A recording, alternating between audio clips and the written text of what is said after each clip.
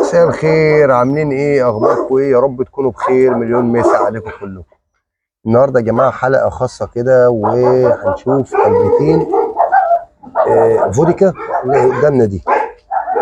هنعرف دنيتها ايه دلوقتي، تمام؟ بس نعرفكم على الكلبه الثانيه الاول.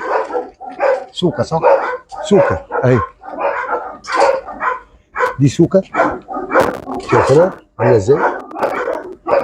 طبعا فوديكا وسوكا يا جماعه واضح ان في حساسيه جامده خالص الكلبه دي.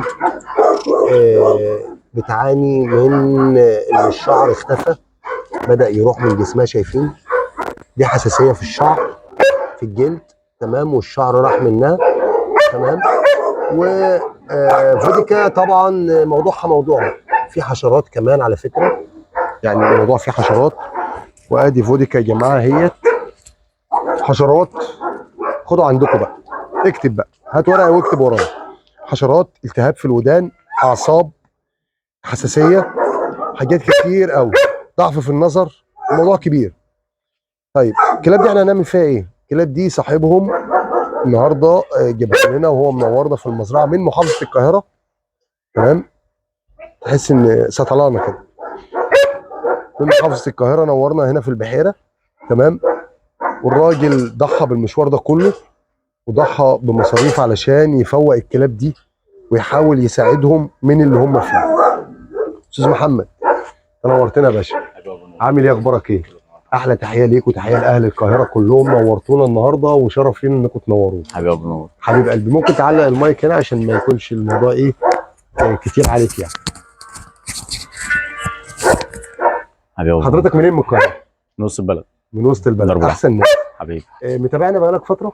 من ايام السطح. من ايام السطح. انت نورتنا النهارده وده شرف لينا ان انت تجي لنا من القاهره للبحيره هنا. حبيب ابو نور. ودي حاجه تبسطنا جدا. حبيب ابو نور. عايزك تكلمني شويه عن الكلبتين دول، فوديكا وسوسكا او سوكا.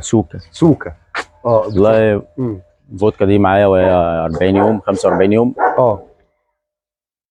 20/5/2018.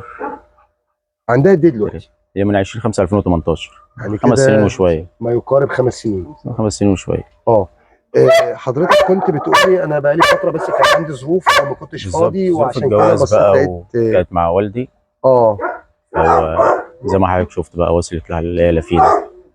طبعا احنا شفناها، طبعا في مشكله في الاعصاب، وفي حشرات، وفي حساسيه، وفي حاجات زي كده كتير، خدت بالك؟ ومن الواضح كمان ان هي ما كانتش بتنزل من البيت، فده هي ما كانتش عايزه تنزل النهارده اصلا. واضح ان في عندها مشكله نفسيه. لو لاحظت ان هي متخيله ان في حاجه حاطين فوق دماغها او حاجه هتحصل لها.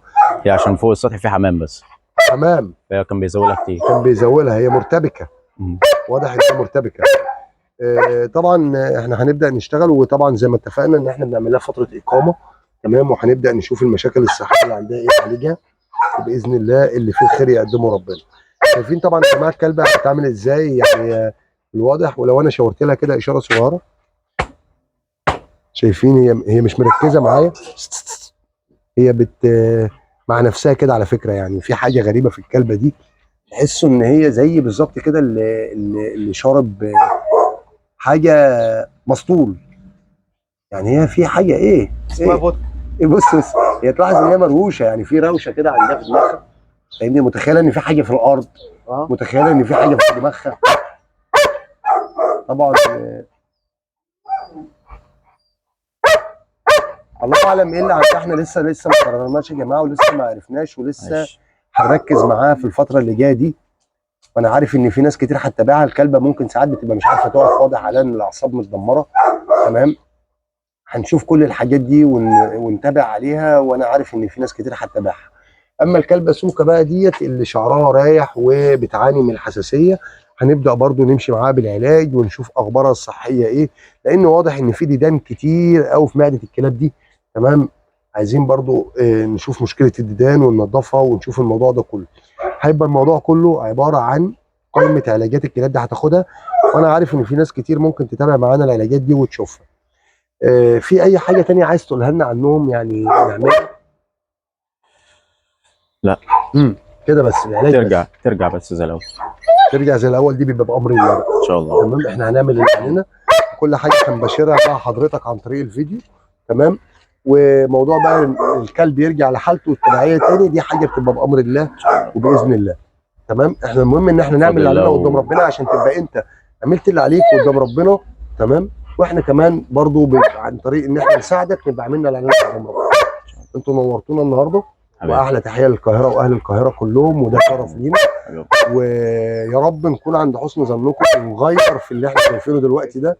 نواصل ان شاء الله حبيب قلبي، وانا عارف ان الناس هتتابعنا يا جماعه وهتشوفوا معانا الكلاب دي هتتغير لفين، ونشوف اخبارهم ايه، وكل حاجه هنبشرها معاكم فيديو بفيديو كده باذن الله. مالك هي بتلف حوالين نفسها، وده اللي هنعرفه في الحلقات الجايه باذن الله.